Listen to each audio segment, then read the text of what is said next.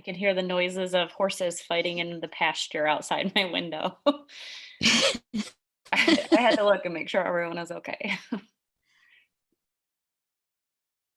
All right, guys, we are now live, and I'm going to hand it over to our presenter today, Extension Educator from Michigan State University Extension, Katie. Is it Ockert or Ockert? Do I say it wrong? No, it's Ockert. Okay, good. Phew. Katie is going to be teaching I'll answer to anything, though. Perfect. Biosecurity at the Horse Show and beyond. And I'm going to mute myself now. All right. Thank you, Taylor, for that great introduction. Like Taylor said, my name's Katie. I have been in 4-H programs as a staff person for 15 years. I just recently took a new position with an extension. However, I have retained the biosecurity zoonotic disease program areas, and I'm so excited to show you or to talk with you today about biosecurity at the Horse Show and beyond. As you look at my 3 beautiful pictures, I'm a horse mom too. I have Sunny going from left to right, Sunny, Queenie, and the newest addition to our little herd is a little filly called Olive, who is currently practicing socially distancing herself from the other 2. So we'll talk about that too. My goal with this whole presentation and with biosecurity in terms of 4-H projects in general is to give you some very simple, doable tasks that you can incorporate into your everyday practices that make sense, that don't take a lot of time. Because just like Taylor said, we're looking at things from good, better, best. There's always a range of things. We're never going to be perfect, and I don't think it would be fair to ask anybody to be perfect because we've got conflicting things that are pulling us in every direction, and we don't spend 24/7 in our barns, even though we probably wish we could. So if you have any questions at any point in time, please pop those into the chat. And Taylor and Maria, if you just want to interrupt me if there's a question when it's timely and we're talking about it, I would sure like to answer questions that way if that's okay with you. So biosecurity at the Horse Show and beyond. So why is biosecurity important and why should we practice it? Well, this is Exhibit A. I mean, how many of us can feel this? Horses take a lot of our time and a lot of our resources. So it's in our best interests to keep them as safe as possible. Exhibit B. Even though we probably wish we could, we can't necessarily bubble wrap our horses and keep them in their little protected space and then still go out and enjoy them. So doing the good, better, best practices of biosecurity will really help us feel confident and safe as we take our horses out and about with us. And lastly, Exhibit C. Again, we put a lot of money and time into our horses, and it's very important. It's paramount on my list of things to keep them as healthy as humanly possible. So biosecurity definitely plays a factor into that. So what is biosecurity? When we look at the world around us, washing our hands, covering our coughs and sneezes, keeping social distance, all of these practices that we're talking about and doing right now with COVID-19 are very applicable with our horses. You know, whenever we're in and out of the barn, we should always wash our hands. That helps keep us healthy, but it also helps keep our horses healthy. We're gonna kind of cover jump over the coughs and sneezes, but if you can think of it in terms of eliminating nose-to-nose contact, keeping horses, if we were to talk about best, keeping horses at a safe distance from each other, so that social distancing, so that when they blow and when they cough or when they sneeze or any of those things, think about the spray range that one of those has. And how can we limit those airborne particles and keep our horses as safe as possible? Again, good, better, best. Then 6 feet distance. Olive, for example, is practicing social distancing right now because she's new to our farm. She's new to our herd. We don't want her to be able to introduce anything that she might be carrying to our existing horses that are here on the farm. So those types of things are what we're going to talk about when we talk about biosecurity. We're going to, I hope that this works, view a short little video. Oh, come on. Maybe. There we go. Excuse my internet speed. I'm hoping this works. If it doesn't, we'll move on.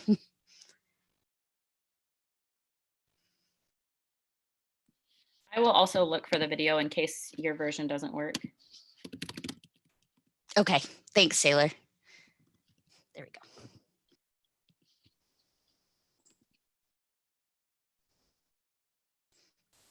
Ah.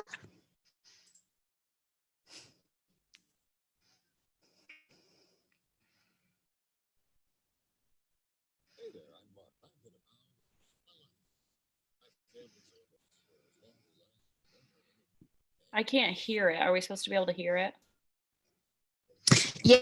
Yeah. You know what? So I will send you the link, Taylor, and we'll. Okay.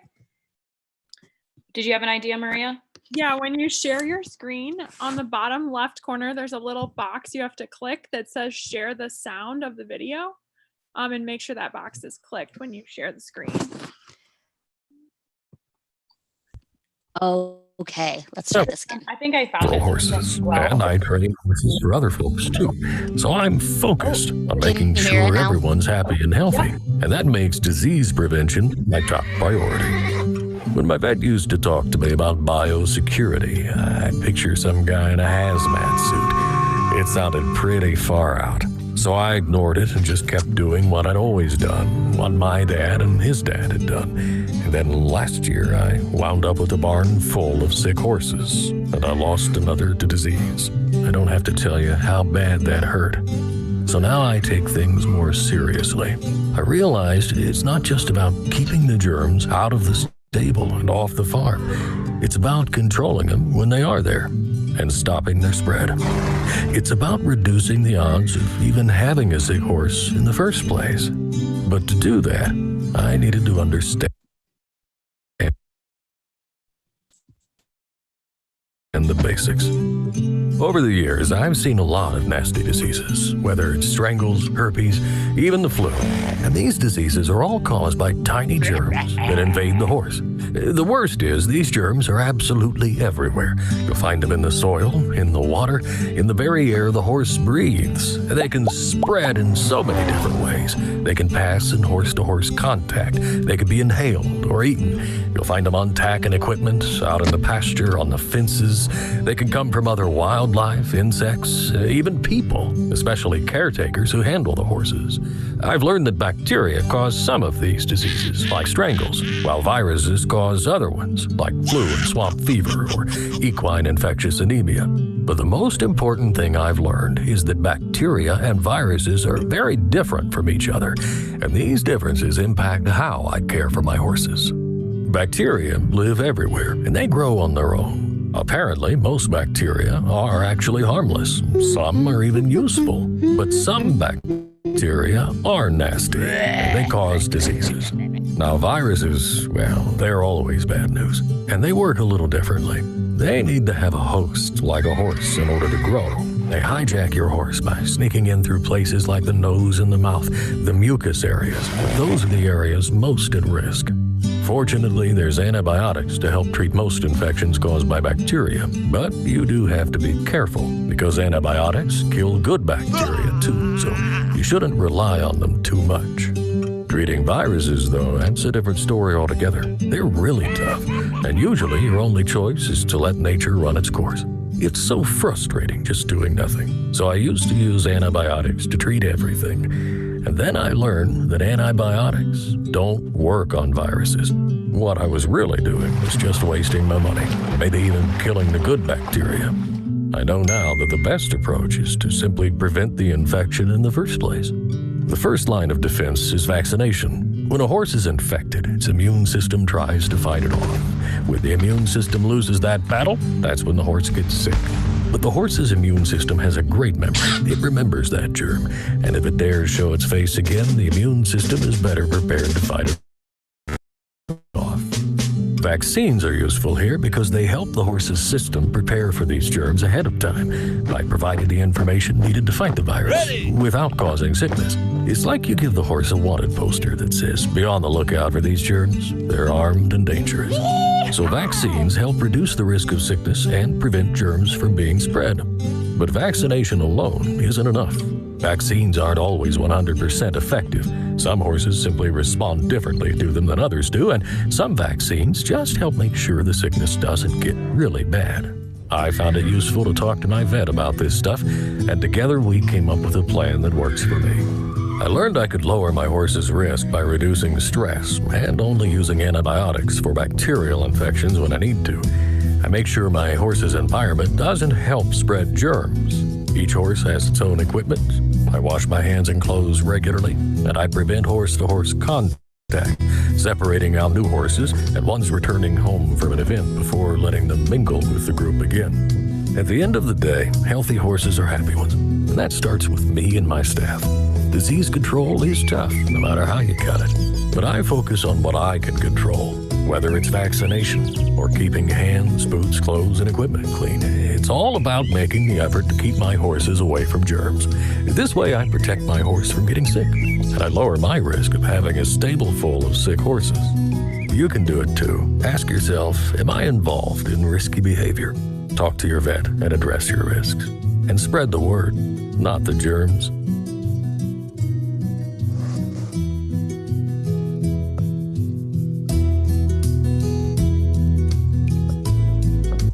Okay, so that was. Sorry, it sounds like I had the poll showing for a minute. That was. Oh. But if anybody wants to watch that video again, I threw the link directly in the chat, and I will have it in the description of the YouTube video. That's such a good video. I love when you share that one, Katie. Yeah, it's super helpful, and just gives you some really good things to think about, like vaccinations, making sure that you have that relationship with your veterinarian so that you're starting your horses off on the right foot as we enter into show season, and making sure that they're as healthy as possible. So some things that we're going to talk about today in terms of practical tips are pre-show, what we're going to do for trailering, some facilities, tech and grooming supplies, feeding and watering, waste disposal, and then things that we can do after the show. I also want you to know that there is no such thing as the biosecurity police. So as long as you're doing something, that is so much better than doing nothing. Incorporating some of these tips into your daily activities, into your show routine, are just going to help position you to be a little bit better off in terms of keeping your horse and yourself healthy. So when we talk about pre-show, making sure that your horse has all the appropriate vaccinations and tests, making sure that you have gotten your Coggins test. I've seen a lot of chatter and seen a lot of people having the discussion right now of, do we bother pulling Coggins tests? My answer is yes. Yes, absolutely. Because there's going to come a day that you're going to be able to show your horse. Okay. I think that that's, we might be in this situation for a little while, but you might as well be prepared. Also, it helps by monitoring all our horses with those Coggins tests. We can make sure that equine infectious anemia is not an issue in our state. So those Coggins tests serve many purposes, and I would always encourage, just get them. They're good for a calendar or a 12-month period, so it's not going to hurt anything. Make sure that you're observing your horse daily. Know what their normal behavior is so that when they start acting a little bit funny, you can identify that really quickly. Watch for signs of fevers, any nasal discharge, coughing, diarrhea, anything that's abnormal that you can't necessarily account for.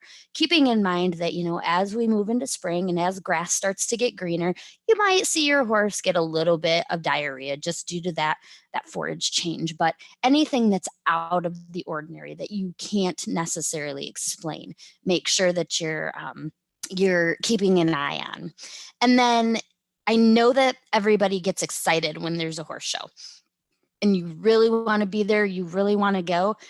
But if your horse has any symptoms of being sick or just not feeling its best, it's always better just to leave your horse home. It stinks for you as an exhibitor, it stinks for your horse, but think about the bigger picture that if your horse does have something bacterial or a virus, you're protecting all the other people at that show as well. And sometimes we just like the situation right now, we've got to take one for the team to make sure that everybody is safe and healthy. And just like our little pony says, I'm not sick, I'm just a little horse.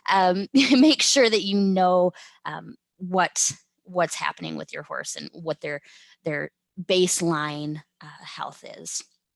Trailering right now is a really great time to get outside and clean your trailer.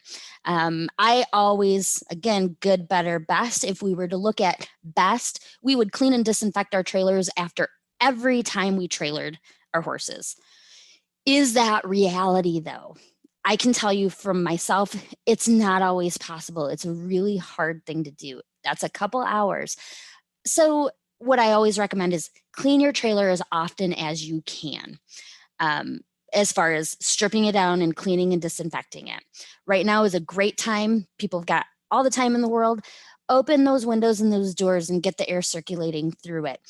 Remove all the bedding and manure that might be in there. Use a broom or a wire brush to really get that dirt and organic material off of all the surfaces, the sides.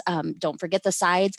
If you have dividers, pay attention to those dividers, and then use a disinfectant. If we're looking at good, better, best, we know that best would be after every time you trailer, you clean and disinfect it. Better would be that you spray it down with water. You might not pull the mats. You'll definitely get all the manure and bedding out and spraying it down with water. Good would be removing any bedding and any manure that might be remaining in the trailer and opening the windows up and letting sunshine in and air circulation. So those are kind of the ranges. I always suggest that you at least clean your trailer twice a year, even if you just try to do it spring and fall. That's better than nothing. Another kind of sticky point is, do we share rides? Do we give people, pick up people's horses on the way to shows that may not have a trailer? The good human in me says, yes, absolutely. Not everybody has a trailer. Not everybody has access to trailer their own horse themselves. But I would suggest that you use caution as you do that. Those are cases where I would definitely make sure that I was cleaning and disinfecting my trailer before and after that ride. And I would also make sure that there is space in between horses as we haul. If you've got a 3-horse, put one in the front, one in the back, and let a space in between. I know that's not optimal for hauling, but it's just one more technique that we can avoid nose-to-nose contact between those animals that are not at the same barn or in the same environments. So those are things that you should just keep in mind as you talk about trailering to shows. In terms of facilities, there's all different. Yeah, go ahead. Well, you were talking about cleaning the trailer and stuff like that. Do you have a suggestion on what should or shouldn't be done with the unused bedding or hay that's in that trailer after a show? Yes. So any unused bedding that has traveled off your farm or hay should be discarded. I know that it seems really wasteful, but it's just one more way that we can make sure that any bacteria, fungus, viruses are not spreading to anything at your home premise. So yeah, you'll always want to discard all of those things that go off of your property. Does that answer the question? Yep.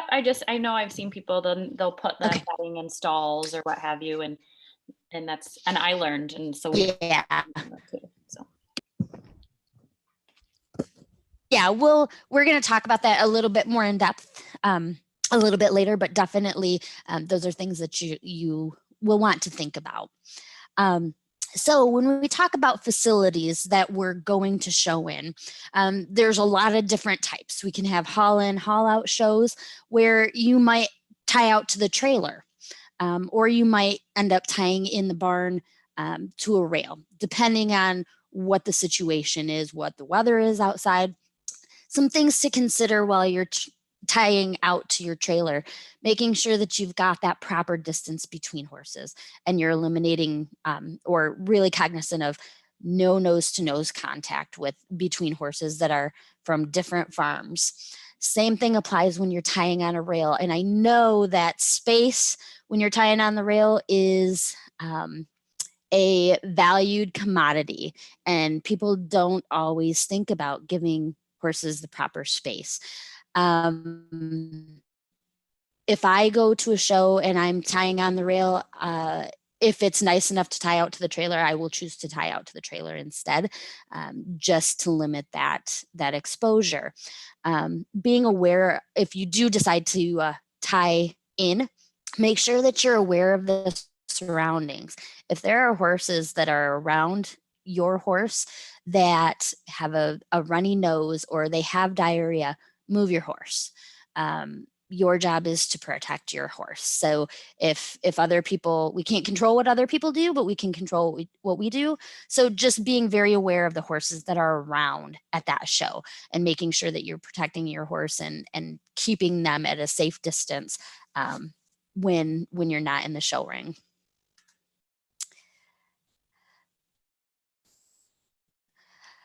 If you're going to a facility where you'll be stalling, whether that's for a day or for a longer period of time, before your horse even enters a stall, before you even get him off the trailer, make sure that you find your stall and you clean and disinfect it.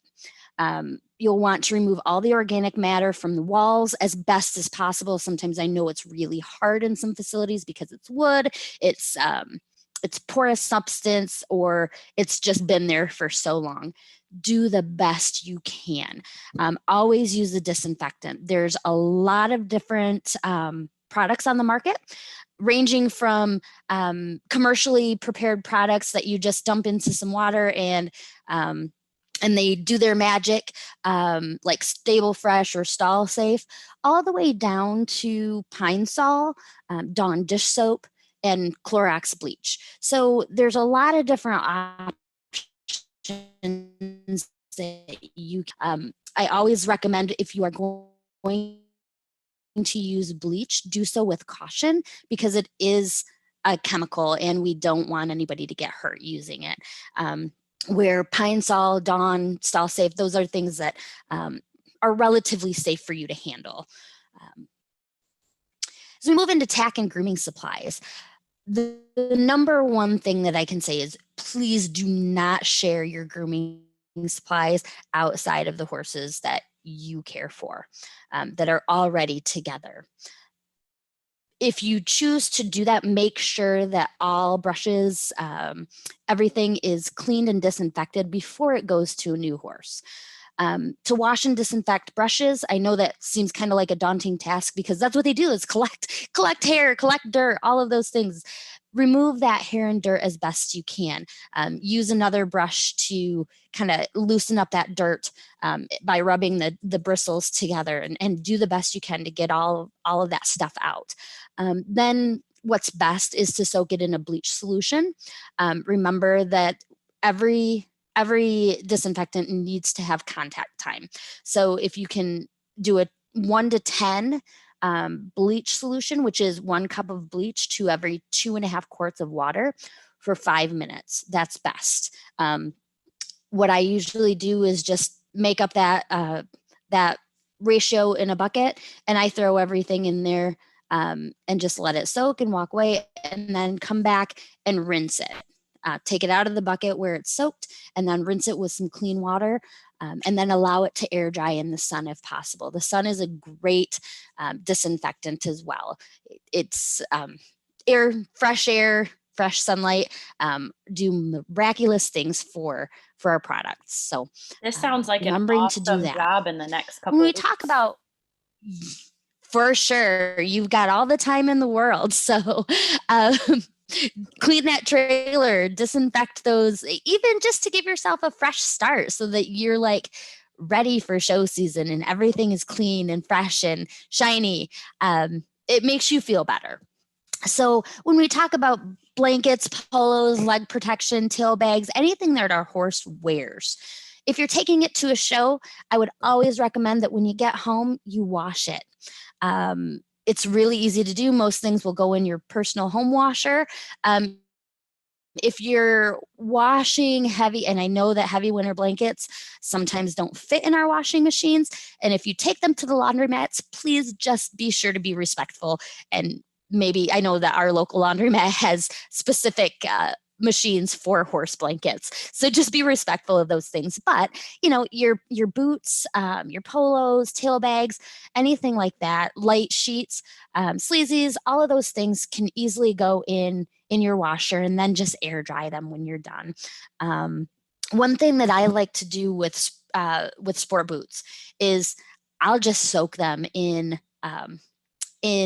a bucket of Dawn dish soap and water. That loosens up the dirt. Like as soon as I take them off at the show, I just have a bucket there and I stick them in there, and I hang them from one of the windows on the way home. They kind of air dry, but they're clean. And if I choose to take it a step further and put them in my washing machine, then I know at least all the gunky, ucky stuff is out and it won't clog my my washing machine at home. So that's just one thing that I choose to do. And I also have white boots, which is kind of crazy. So that helps them not stain and keeps the longevity there a little bit too. Tack, clean your tack as often as possible, even if it's just taking a baby wipe. And as you take it off your horse, wipe it down with a baby wipe, getting that hair, that sweat, any saliva, anything like that off of it, and then putting it in your trailer to hang. That's a really super easy thing to do with just a baby wipe. Bits. I know that in the barrel racing world, at least, we're always doing bit swaps to see if something works with our horse, especially if you're running younger horses or unseasoned horses. The one thing that I would say is a good product to just carry with you are bit wipes. They'll disinfect that bit really easily. It's super quick, easy to do. The contact time is pretty minimal, but you're protecting the horse that is putting that bit in its mouth next. Again, just those little simple things that we can do really quickly. Feeding and watering. So when we talked about hay, what do you do with hay that you took to a show that remains in your trailer? I get that it just stayed in your trailer, but think about how many times you walk in and out of your trailer. Just with yourself, you can be a vector for carrying virus and bacteria. So I always recommend just throw that hay out. So that you're minimizing waste. Take what you think you'll need, okay, and don't take any more than what you need. I always also, so that you don't have to take a whole bag, 50-pound bag of feed. I like to get a big gallon Ziploc bag, and I make individual serving rations and label them AM, PM, because I have a different routine for AM and PM. So labeling those and taking just as many as I need with me, then that way I'm also not wasting any feed or any supplements. Is there a question? Saw the chat. Oh, thanks, Taylor. It's a great link for the flavored bit wipes. Yes, peppermint is my favorite. Water. Something that we don't think about a lot is if we're using a hose to fill up water buckets, not submerging the end of that hose into our water bucket. Like, as I was thinking about this presentation, I was like, okay, what can I compare that to? So imagine if Taylor, Maria, and I were having lunch and we each took a drink of our pop and then we set it back down and we took one straw and put it in each of our drinks. Would any of us want to drink out of that straw? Probably not, because we know that when we take a drink out of a glass, we do naturally have some backwash, some saliva, some things that go back into our drink. Hence why we say don't share drinks, right? So that hose tip is like that straw, that whatever I put it in then goes to the next drink and to the next drink. So that's one thing that we can do really easily, is just avoid putting that shared hose in your water bucket. Then also, naturally, don't share water buckets or use common water tanks. I know that was a practice a while ago, was, you go to a show and there's a big water trough and everybody just watered their horses out of it. We know better now. So think about making sure that you've got water from home. If you've got a tank in your trailer, or buy a portable tank that you can take water from home, so that number one, your horse will drink it. And number two, you know where it came from and you know that it hasn't been contaminated by any other horse that might have drank from it. So when we think about waste disposal, what you brought to the show, leave at the show. So you'll want to make sure that before you load your horses up and head home, clean any feces, wet bedding, or anything like that out of your trailer at the show. Use those waste bunks that are there in the show, or at the show facility, for any feces, any bedding from your stall, and any extra hay, and also bedding from your trailer, and then rebed clean shavings or whatever you used to bed in your trailer to go home. Don't take clean bedding from your stall and put it in your trailer, or vice versa. Don't take clean bedding from your trailer and put it in your stall, because you've got to remember that also that bedding was at your home. So anything that you might have at your home, you're then bringing to the show. So again, good, better, best. If we think about just leave things where you found them, then that's the best practice. And if you think about, we're done with the show, we're on our way home, we're home, whatever. Isolate your horses the best you can who have traveled away from home for at least 14 days. There's conflicting information. Some people say 21 days, some people say 14 days. I would say, horses are herd animals, and if they're not with their friends, they're harder to manage. Sometimes they want to be with their friends. So if we can just watch them for 14 days and monitoring them for any signs of fever, any nasal discharge, any diarrhea, anything that is not normal for them, then after that 14 days, send them back. Then when you get home, make sure that you're disinfecting your buckets, cleaning your hay bags, grooming supplies, tack, equipment, everything. And then clean and disinfect your trailer. Good, better, best. Clean and disinfect is absolutely the best. But I don't want you to be like the girl in the picture that's scrubbing everything meticulously with a toothbrush, because I know that's not reality. We have finite time. If you can at least come home, we know that just a water wash generally will remove 60 to 70% of bacteria and funguses. That's still doing something.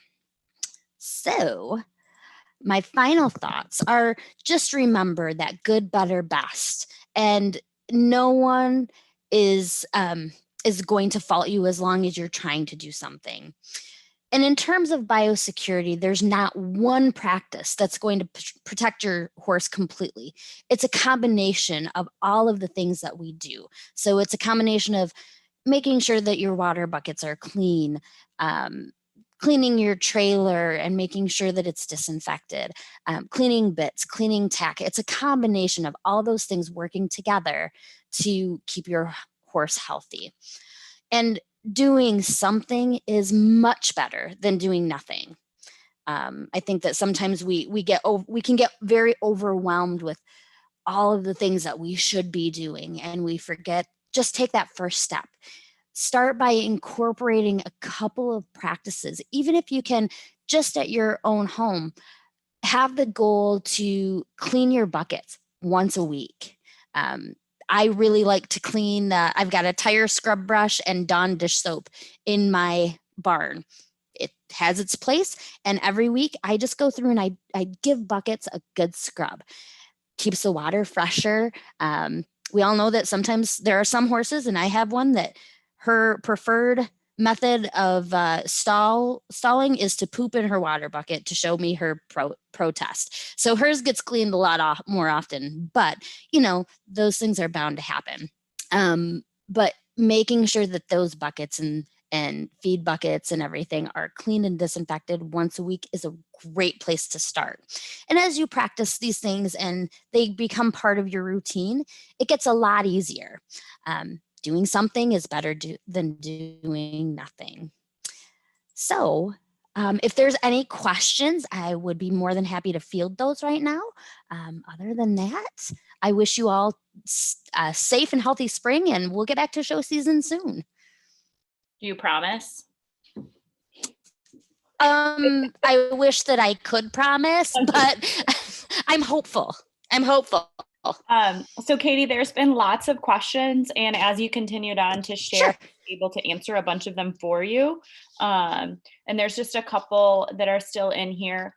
One that's not in here, but I'm pretty sure what the person meant. They said is longer than 5 minutes bad. Is that what you said? How long to soak the bleach water? Yeah. Dresses? So yeah. No, it's not. It's not bad. Nope. If you walk away from it for a half an hour, you need a minimum of 5 minutes for those products, or whatever the label says, because different products have different contact times. I like to use 5 minutes as kind of a general rule, but it will not hurt anything if you leave them products in longer. The one thing, if you're doing brushes, to keep in mind is if it has a wood handle, you don't want to keep it submerged for all day, because remember that wood will take up the water and it will warp that wood. So just being cognizant of what you're submerging, that would be my only caveat to that 5 minutes. Cool. That definitely makes sense. And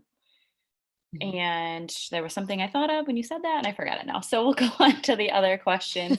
Oh, you've said the word contact time a couple of times, and that's another term that I learned from you. Yes. And like you said, a lot of these products will have that listed, and that's the amount of time it needs to sit there before you can put your horse safely in the stall or something like that, right?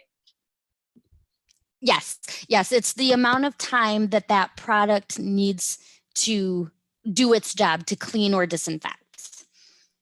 Okay. We have Grace who asked, what should we do if it, and you might have covered this as well, but I just thought I'd bring it up because it's how most of us live. What should we do if it isn't possible to separate our horses upon returning from a show? That is a great question, because all of us have different facilities, and I can tell you right now, there is only a gate separating Olive from my other two. I think that you have to do the best you can with what you have.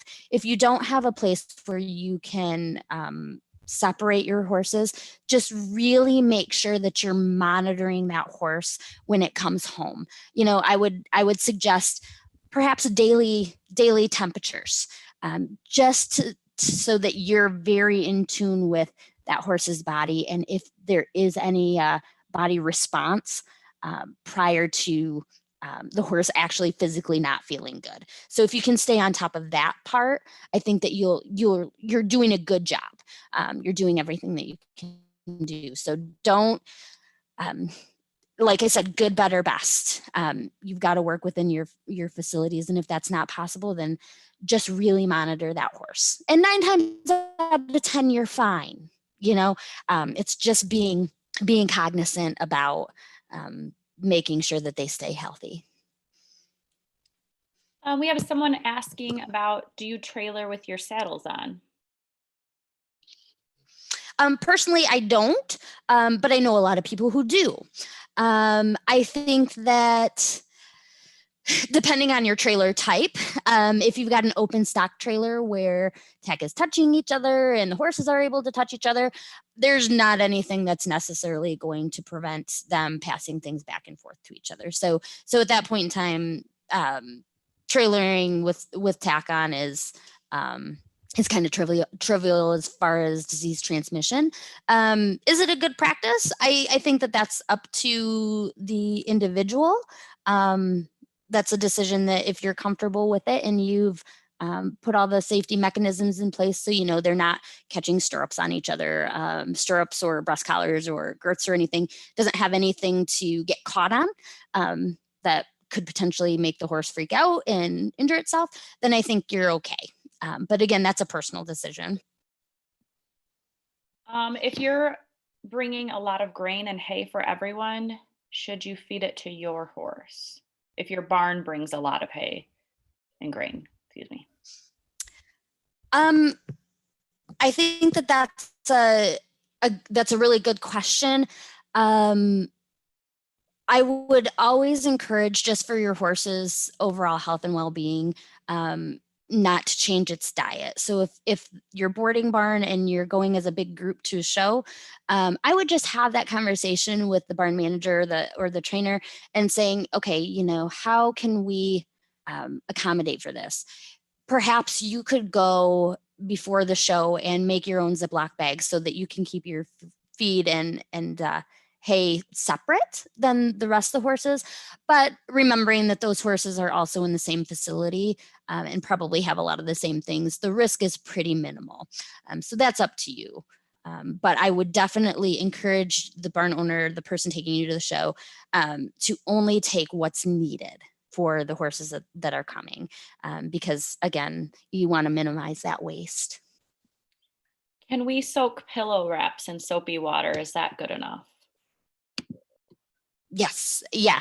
I think that would be just fine, as long as they're clean and they've been submerged and you've kind of worked that dirt and any organic material out of those wraps. It's kind of just like simulating what the washing machine does. So if you get them in the bucket and you agitate them and you scrub them and then you rinse them out thoroughly, you should be just fine. And then someone asked, is there a specific thermometer that you like to use on a horse? Not particularly. I am a religious TSC goer, so I generally buy the thermometer that they have there in the livestock section. It's a digital thermometer. I think that those work really well. Their longevity is not super long. And I recognize that. That's why they're only like $9. But one thing that I do with thermometers every time is I also keep in my little cabinet of supplies, I keep some rubbing alcohol and some cotton balls. And after I temp any animal, because we have horses and sheep, after I temp any animal, I always make sure to sanitize that thermometer with alcohol and a cotton wipe. So just a really good practice to get into is just sanitizing it after it's used, because then the next time you go to use it, it's good to go. Awesome. You have answered great all questions, the questions, guys. Yeah, they are great questions. And there were lots of other Cool. great questions that I just typed out the answers as we went. So I think everybody's able to see those. Can I quickly share my screen, Katie? Absolutely. Yes. I think I can override. If you think of more questions, okay, I was going to say, if you think of more questions, email right now is the best time to reach me. So don't hold back. I'm always willing to answer anything and help you work through situations, because that's part of this, is being able to identify what your individual situation is, because we're all different and we all have different facilities and resources. So I'm always glad to talk those things through with people. And Katie, like she's already mentioned several times, is a real horse mom. So she knows what's realistic and what can really be done. And there is no judgment from us if you don't make all the best decisions, because we don't even necessarily do that ourselves. We just try, like she said over and over, it's better to do something than to do nothing. I just wanted to share with you all here. And I coming up. We have a few more of these Lunch and Learn lectures. We're actually going to continue them through April 10th. But here are the topics, and it's right at the same Zoom link. If you have any other things to add, Katie, go for it. I don't mean to interrupt you.